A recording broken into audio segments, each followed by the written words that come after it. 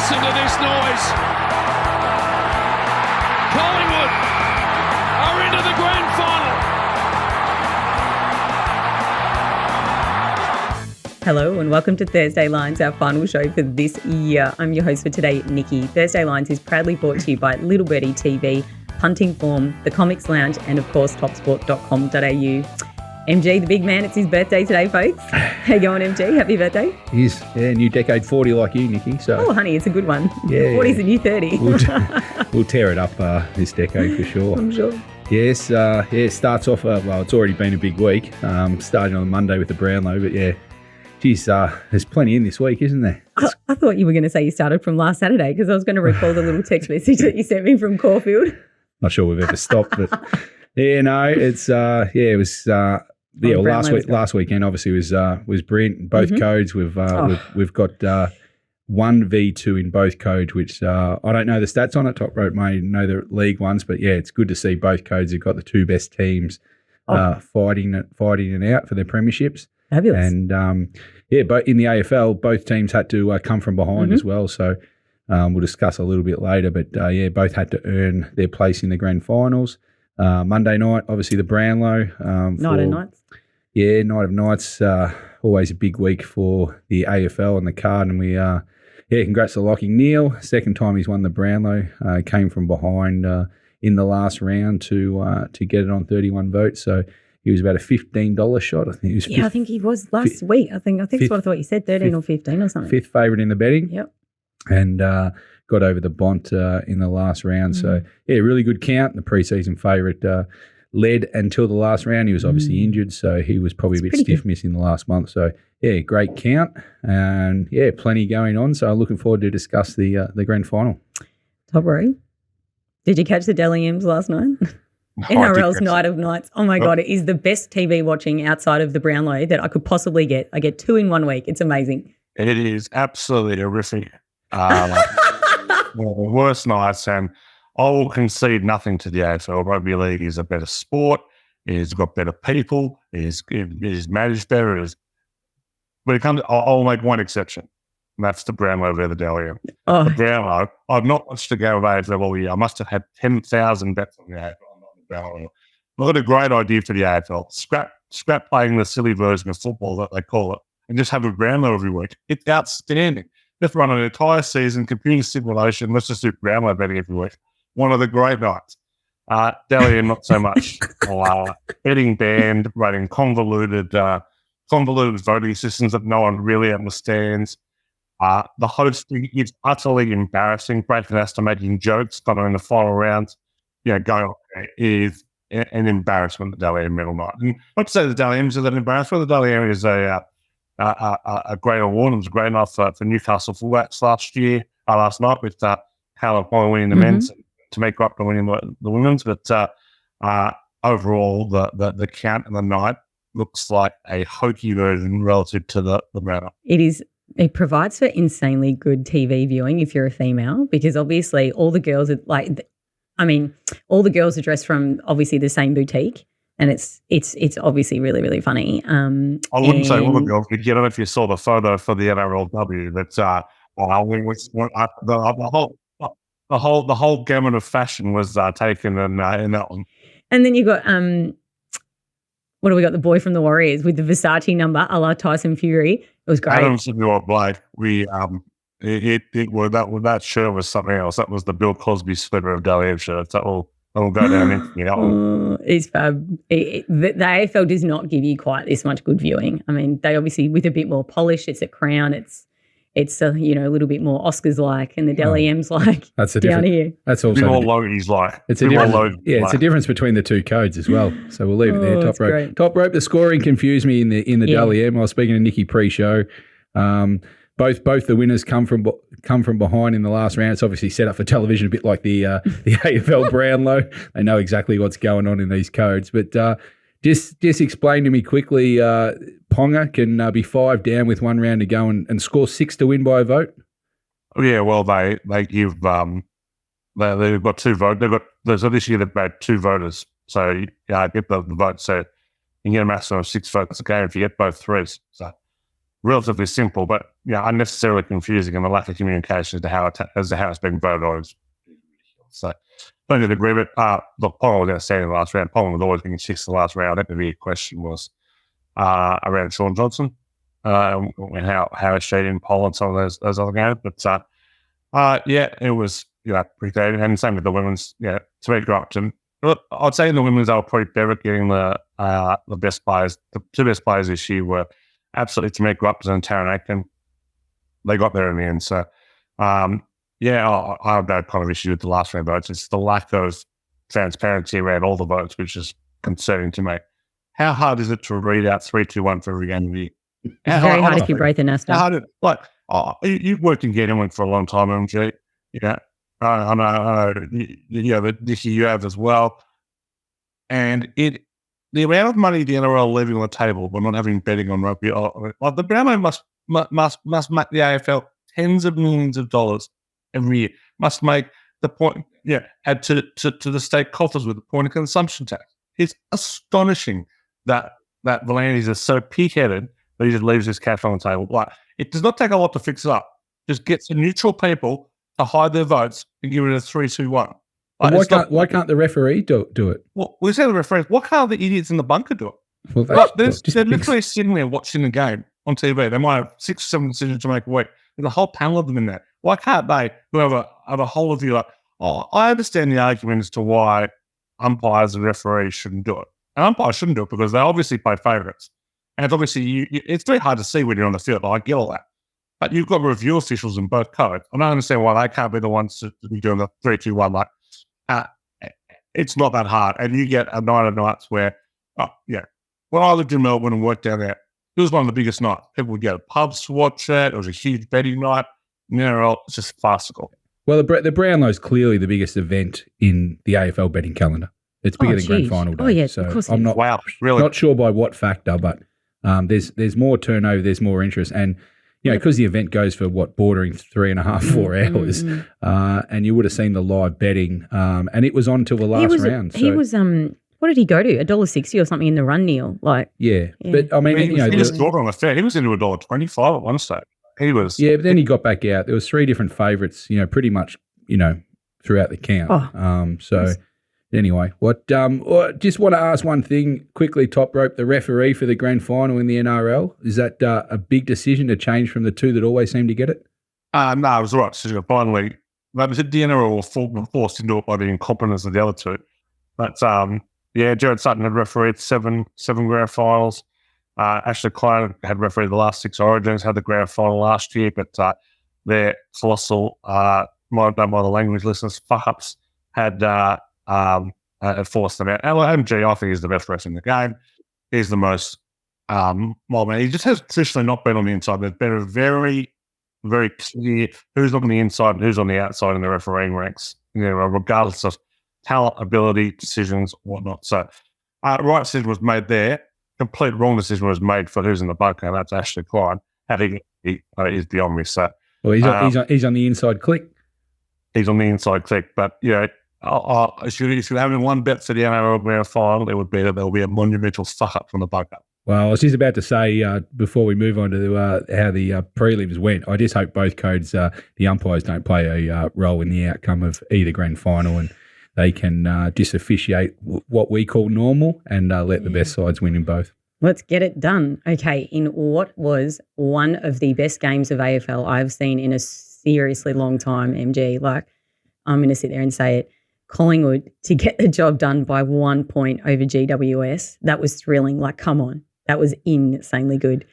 And then unfortunately, Carlton got off to a huge start up there in Brisbane, which I don't think anyone saw coming, and then they just couldn't hold on. That just came down to injury and a bit of class, I suppose, by Brisbane. They ran over the top. But yeah, we had Collingwood, get the job done 58-57 and had to come from behind to win. And Giants were, Toprope will like this. I'm not sure if he watched the game or anything, but he knows how big a club Collingwood is, and just the cynics, I guess, in us. There was possibly no way that the Collingwood weren't going to be put through to the grand final. And if you watch the last quarter of the AFL, it was, and this is not going to rank it lowly, but this was probably one of the worst quarters I've seen in a long time umpired, and the Giants were completely robbed. And, you know, the AFL come out and they say, oh, you know, the new woman in charge, she says, no, it was all good, ticked off, you know. Well, clearly hasn't watched the replay, and if I'm happy to sit down on a live podcast and watch the last quarter and just point out how many mistakes there were made. Yeah. I mean, Toby Green, he was probably put in hospital that night, having his head taken off. But yeah, the Giants can consider themselves completely stiff. But anyway, Collingwood get the job done. They're into the grand final. It is what it is. But the AFL definitely punched a ticket in for having the biggest club in the land play off for the biggest game. And the other game I thought was much more exciting, Nikki. It was really good, actually. Yeah, we were present at Caulfield races during the day, and then they put it on after the races, and we probably had a good half the field people there were Carlton supporters going absolutely off their nut. Had a few with us that were ordering bottles of champagne and shots halfway through the first quarter, and Carlton put on the first 4 and 5. They just settled. Unfortunately, didn't hear much from them after the quarter time. Carlton were absolutely disgraceful. Completely ran out of gas. Carrying in injured players into a final never works, and Voss should have known better. I know they're players that get you there, but they ran out of steam. Brisbane just steamrolled them in the end, ran completely over them. And it's good to see best two sides playing off for it. 100%. Lucky for us, we've got a nice little ticket on Brisbane, and of course you have. They've got to get over the hoodoo of the MCG, which we'll discuss later. But I'm pretty happy with 1v2 for who gets a premiership. Oh, it's great. It's great for the AFL to get those two teams in, you know. I mean, obviously they didn't want two interstate clubs. So, as you said, you know, Collingwood's there. And the dream would have been Collingwood-Carlton, but they're nowhere near a match. So, it's great. I'm excited. Now, let's have a look at how you went. I'm sure the 15 GWS fans out there were devastated by that. There was like only 2,000 of them. And, I mean, if you saw that was absolutely like I love it that that committed. It was just that they went, because you would have been booed and absolutely like, I can only imagine the language that would have been thrown around the MCG on Friday night. I thought they might have been Carlton supporters dressed in orange, to be fair. I don't think they were actual Giants fans. You reckon? They would have been GWS fans. I don't think there are not 2,000 GWS fans in the world. I agree with Toprope in that. I think they might have been Carlton fans in the orange. Really? Yeah. Okay. Well, that's a shame. I'm upset for them because they played insanely well, and what a year they had. All right, how'd you go? So what did we get? For the finals week, 2 out of 2 faves. No covers, no over totals. 2 for the home teams. Yeah, so both the favourites got there, but obviously they were close games. Yeah, really close. And the Brisbane one was kind of a funny one because we did pick up that winner there because we bet early at the 14.5. So it shows, you know, as it shows throughout the year that you've got to get your chips in at the right price. We bet the minus 14.5 at close 18.19 and they finished 16. So, that's why it shows a 0 cover and the scoring was pretty low in both. Thanks, MG. Last week for the NRL, here we go. Oh, you know, the Storm, they tried, but they were just no match for the Panthers. And I don't know if you were receiving my commentary on Sunday, but sorry for Saturday, but the Broncos Warriors, wow. I'm a little bit upset that you don't rate the Broncos more for the grand final. But talk me through these two and then you can discuss your little Penrith all the way for me. Oh, Paul, trust me, I don't feel particularly good about dusting Penrith all the way myself. I feel completely filthy, to be perfectly frank. It's, last week, a couple of smash-up jobs there. Penrith absolutely annihilated the Storm as expected. It was a brutal beatdown, but it was one that was well expected. The Storm well off the pace this year. I know they finished third, but there was a huge gap between second and third this year. They were very, very poor against the Broncos in the first week, and they were worse in the win against the Roosters. It looks like they launched to the Storm last week, and they absolutely were. After a pretty good start, where they kind of went with chop for try early on. Nelson tried to lay a shot on Nathan Cleary, fight up Panthers, and Melbourne never in the game. Melbourne just had too many weaknesses across the park. The great part about Melbourne over the Bellamy years wasn't the Smith-Slater Cronk, it wasn't the moves to Grant, Pat, Munster, and Hughes. It was the ability to get those bit part players really humming and all kind of super reliable. Well, that's just not the case anymore. Like the centers this year, the rotators have been generally appalling. Some of the back row, like Taniera, how he's got a legal spot, I'll never know, but it just hasn't kind of worked out from this year. So, well beaten, Storm probably finished where they should have. Probably more excitement at the other game, up the wires and all that. But I'd certainly afforded the Warriors a bit more of a chance than the Broncos, than the Storm last weekend. But first try, I think on the intercept not long after, did have a couple of tries there, but the Broncos, wow, they can move the ball. And they absolutely tore the Warriors to shreds in that first half. Every opportunity, they just tore them. Reece Walsh was incredible. Just did everything they had to do, the Broncos. I think 40 to 10 was the final, but that 40 to 12, but that was the score, and that probably flooded the Warriors to be perfect. It could have been 50 on stage. It was, a super impressive performance from Brisbane, and kind of really highlighted they are deserving of being in the grand final. But we'll get to the grand final soon. But we've got a defensive powerhouse against an attacking juggernaut, and grand finals tend to favour one of those more than the other. Come grand final. Okay, I'm slightly disappointed now for the remainder, but I'm going to stick with my Broncos. Stats. Oh, okay. So how'd you go week 3 for the finals? We got 2 of 2 faves, 2 of 2 covers, 2 of 2 over totals, and 2 of 2 for the home teams. Woohoo! 100% across the board. Amazing. It was all very easy last week, wasn't it? If you like the faves and you think about flogging, it was faves, totals, baby, man. Shall we have a quick look around what's happening? Because it's all NFL. If you are anywhere near covering NFL and you don't like it, you have certainly heard about Taylor Swift and Travis Kelce. Everyone is talking. This is an NFL dream. People are going to watch everything now on your boys, the 49ers. I showed MJ a clip the other day and I was like, holy shit, I'm a 49ers fan now. Who knew they had that kind of a team? They're absolutely airborne. I liked them heading this season, and I'm a fan now. Yeah, Christian McCaffrey was a big turn. He came kind of a third of the way through the season last year and was outstanding. He got 4th season this year. They got an attack on time. I think Birdie is absolutely the answer at quarter. I know he's been a bit slow to start the year, but he kind of gets rid of the ball quickly, kind of in that traditional sense. So like where he is at right there, and the pass just speaks for itself. Led by Nick Bosa, so it's absolutely incredible. So they will be very much there when the whips are cracking come January. It kicks off tomorrow with the Lions at the Packers, and I don't know about you, Toprope, but I'm pretty keen on the Lions. I think I know they're away from home going into Green Bay, but just for what it's worth, I think Detroit will get the job done. Starts tomorrow. Yeah, don't have any strong views on the side here. Probably lean a little bit towards the Packers. This early season divisional home underdogs there, but no huge push. Hard to get what you come from the Lions. I think the Lions are a better team on paper, that's for sure. But at Dan Lambo, I think that opens up a lot. Very keen on the over. I'm going to win this one again. So we were a little stiff last week. I think we missed about 1.5 last week. So over 60.3% underdogs were for win. So I'm pretty keen on the over in this one. I see he also graced over Miami Dolphins. Just my little sneaky tip for the Super Bowl. You were great. In the fourth pit. They only put up 70 points on the weekend. Toprope's a very hard man to impress. That went well. I absolutely enjoyed the beatdown of Sean Payton. That was something else.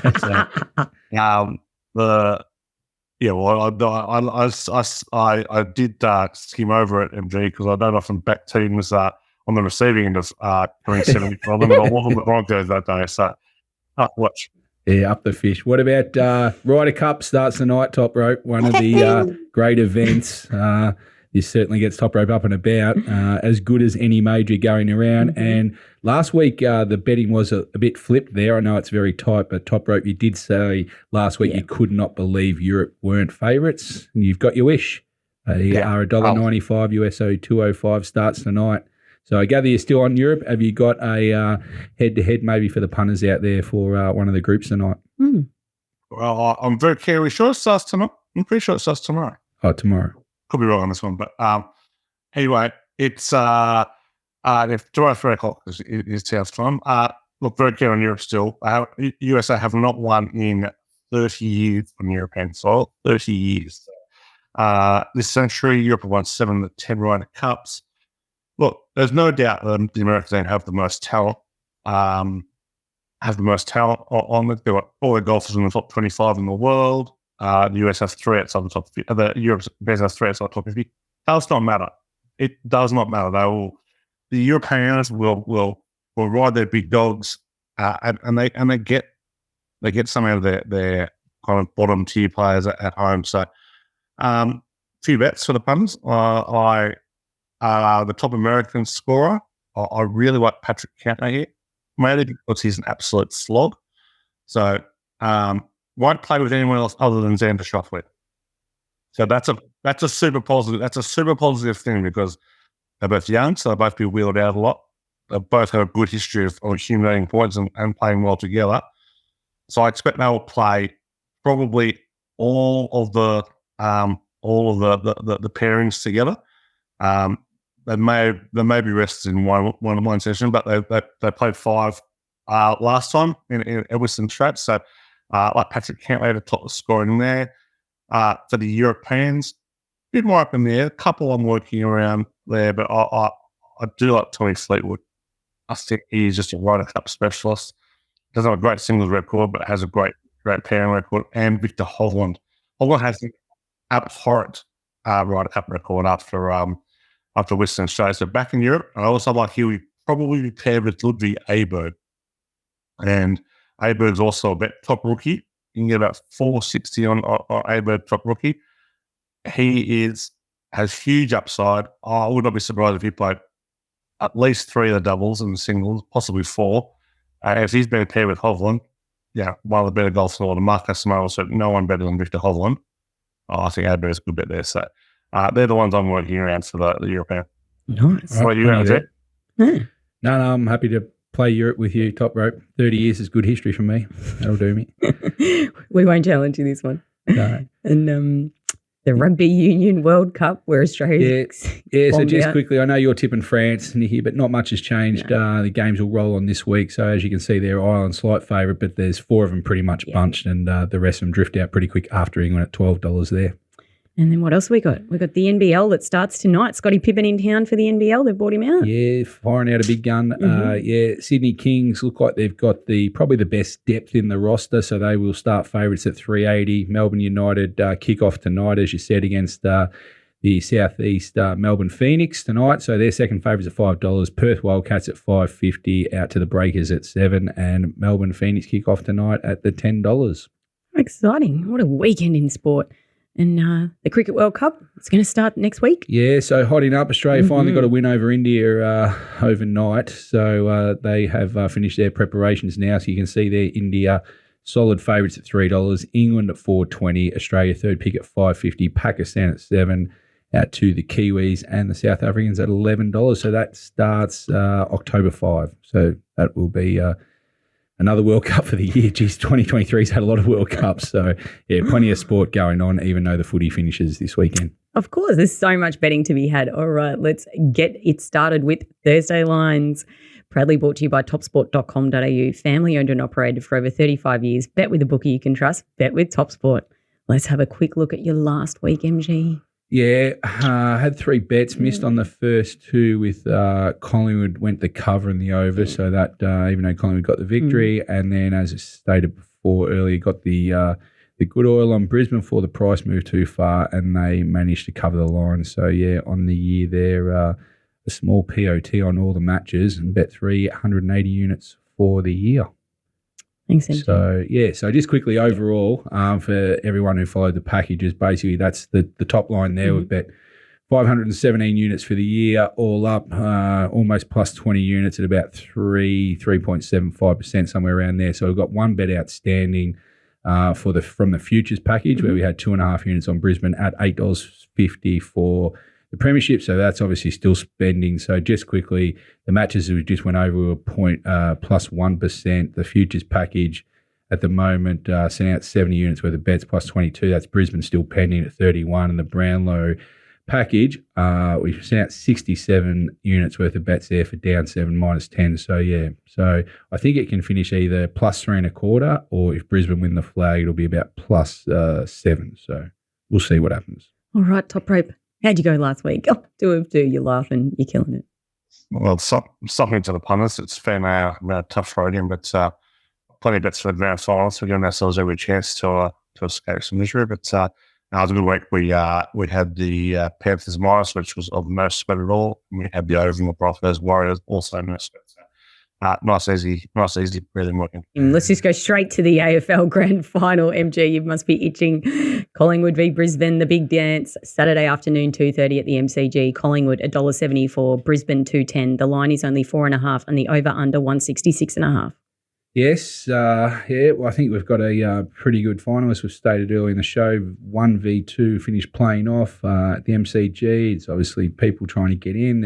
It'd be interesting to see if they push the 100,000 barrier at the G. It's expected weather to be 28, 29 degrees, so Brisbane have dialed up the heat already for the game at the MCG. I think that's going to play a bit of a factor, especially if Brisbane can stay in it long enough. I'm hoping that they might run harder for longer in the heat, and it will test Collingwood. And a few of the players I've noticed have already said that it's a bit of a concern and also an unknown in the fact that they haven't played in anywhere near this kind of temperature probably since early March. So I think this might play a bigger factor, especially with the pent up energy that you do spend on grand final day. I know Collingwood are unbelievable in close finishes, but Brisbane will be pretty happy going into three-quarter time if they're in front or down a goal and the game's on. I think they'll back themselves into maybe run over the Pies in this one. But, as a matchup, both obviously winning form to get to a grand final, you've got to be in good form. So Collingwood 3 in a row, Brisbane 6 in a row. Head-to-head, Brisbane have won their last 6 against Collingwood. They've won both games this year quite convincingly, even though the last one was only in round 23, but Collingwood were missing De Goey, Nick Dacos, Moore, and B. Hill. So you got to take that with a grain of salt. They won by 4 goals down at Marvel. They did win both of them, which is all you can do. Collingwood obviously much strengthened up for this game. So overall, not too much between them, other than Brisbane won 6 straight and covered 4 of the 5. They do have a high scoring average between these two teams as well, 180 over the last 15 games. So I know it's a grand final and it's probably going to be, low scoring. The total's around that 165, 166.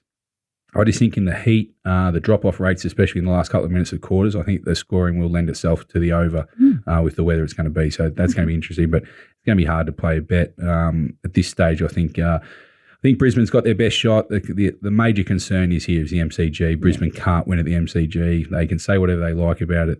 The proof's in there, and the big plus for Collingwood is they're 18-2 at home this year and 13-3 at the MCG.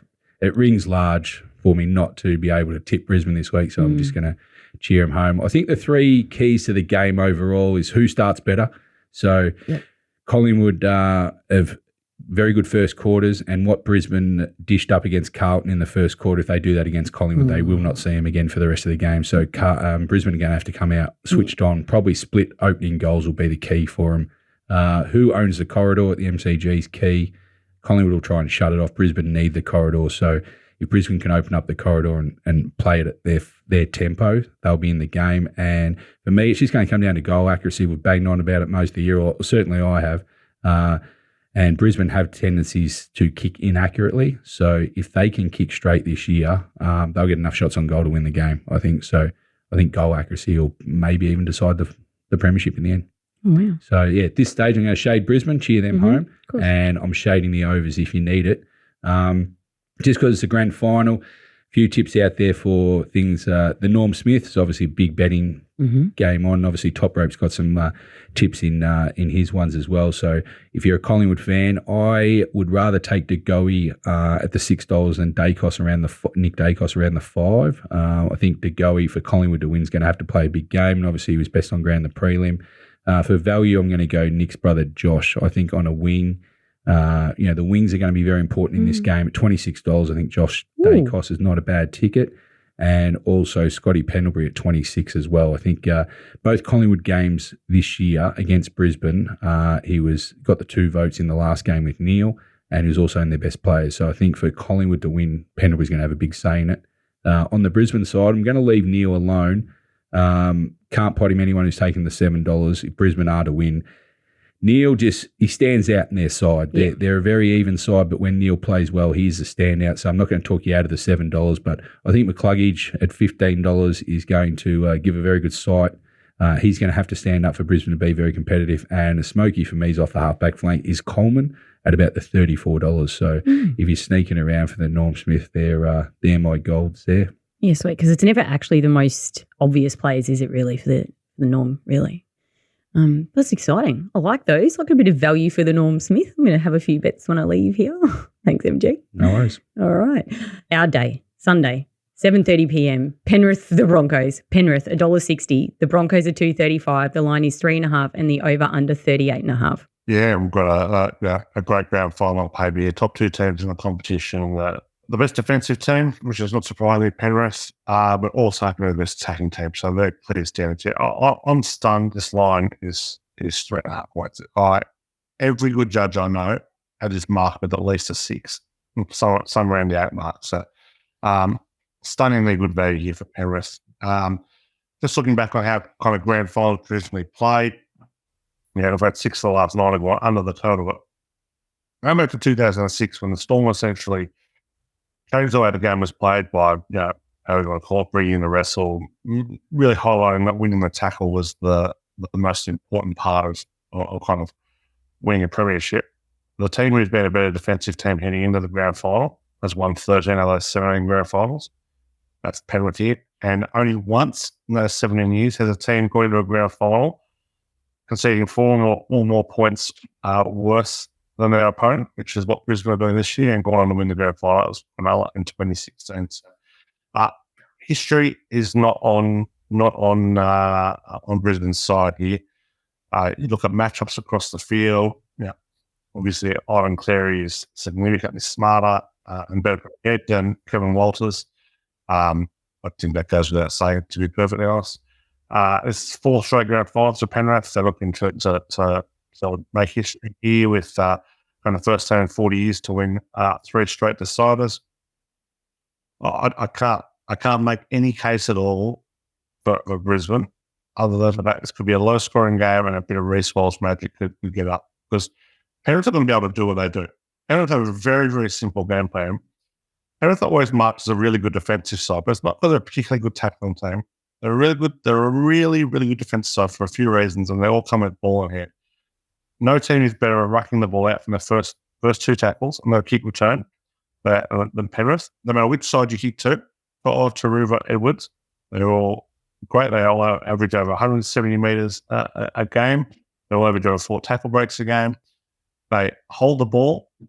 Completion percentage is generally a fallacy and more indicative of attacking conservatism than any kind of game-winning formula. But with Penrith, they hold on to the ball, which is very smart, and then they keep the corner. So they're always the defense is always set up. They're always getting teams coming off their own line, and they're always full of energy, which is super important because they've got the quickest line speed of any team in the comp.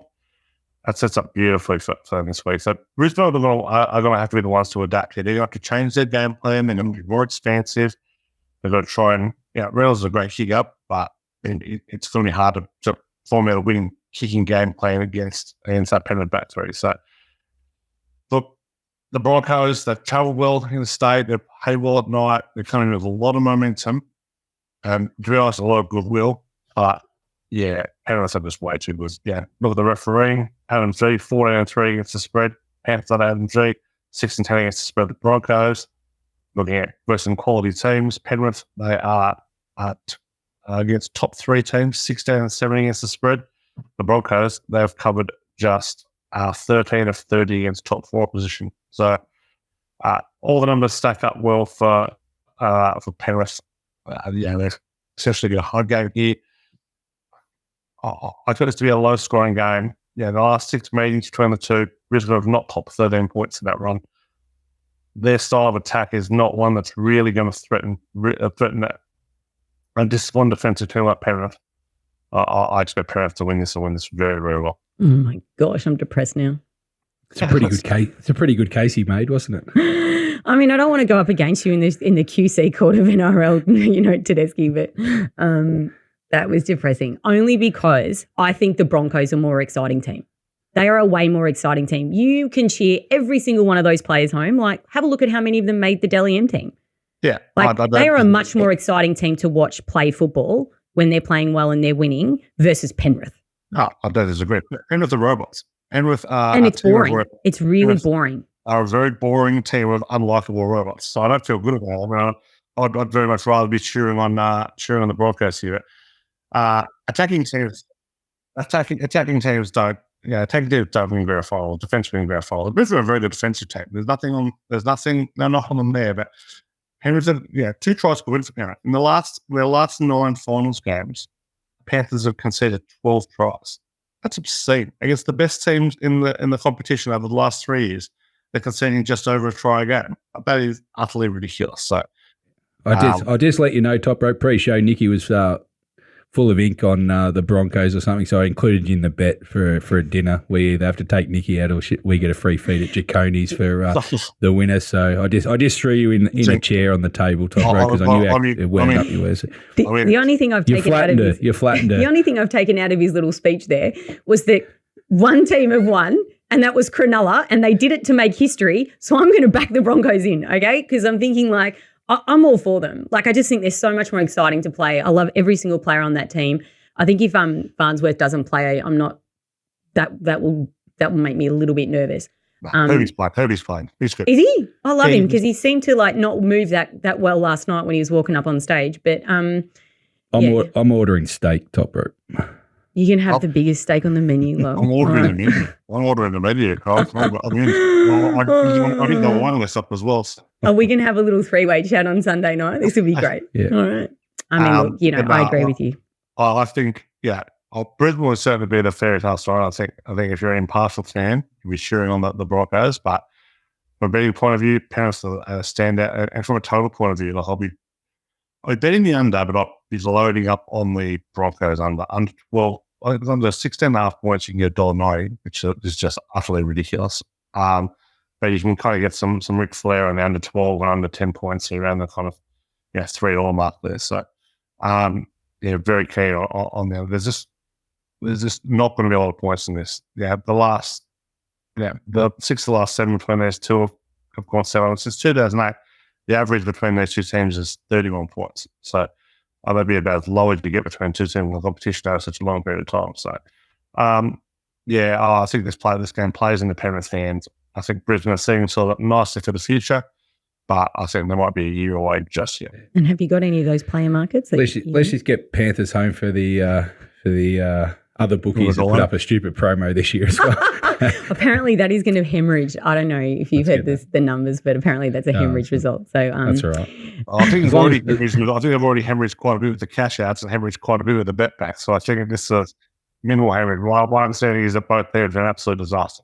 Oh no! Let's just hope we get paid. Have you got some player markets like MG had? Have you got some? Because I know I've seen the pages. I am sick for the player market. So I've got a few player markets. So let's start with there'll be the Clive Churchill medal. Look, there's a certain profile player that wins the Clive Churchill medal. It rarely changes. In the 37 years it's been awarded, 34 have either played Origin or international football prior to the go. No central winger has ever won the award. You have generally got players from the backline spine, so fullbacks, halfbacks and fullbacks have generally dominated the award, particularly lately, 8 of the last 10. Leads me to one way. Now, it's not fun, it's not exciting, but Nathan Cleary, you get $3.75 out of him. I don't know how he's not $2.25. You think of those markets, MG, particularly those with the Super Bowl, when you look at Kansas City Chiefs $1.80, Patrick Mahomes $2.10. That's what it should be for Cleary. I know he didn't win last year. Edwards broke the rule last year, had a game in his life last year down Edwards, but Cleary won the year before, and Cleary's going to win this. More of not a Penrith wins. I'll be loading up on him. My 2 savers will be with Isaiah Yeo. Certainly defy the typical trend is hard-working locks. 6 of 1 over the years. Usually rep players. Yeo fits all the boxes there. His numbers are always super impressive. He always gets highly talked up by the commentary team, and that usually plays a role. So Isaiah Yeo and Liam Martin, international back, can score a try. So they'll be the 2 I'll be saving, I think, about $14 and about $21 there. And some tries, little try scorer wages here going. So I have done a breakdown on kind of first and second half try scorers this year. We'll feel interesting facts here. Nathan Cleary, 7 tries this year, 0 first half, 7 second half. Reece Walsh, 9 tries this year, 0 first half, 9 second half. So if you're batting either of those, I'll be going second half, particularly Cleary. I like Cleary, scored in the last 4. So I'll be backing him. You can get about $4.60 on him.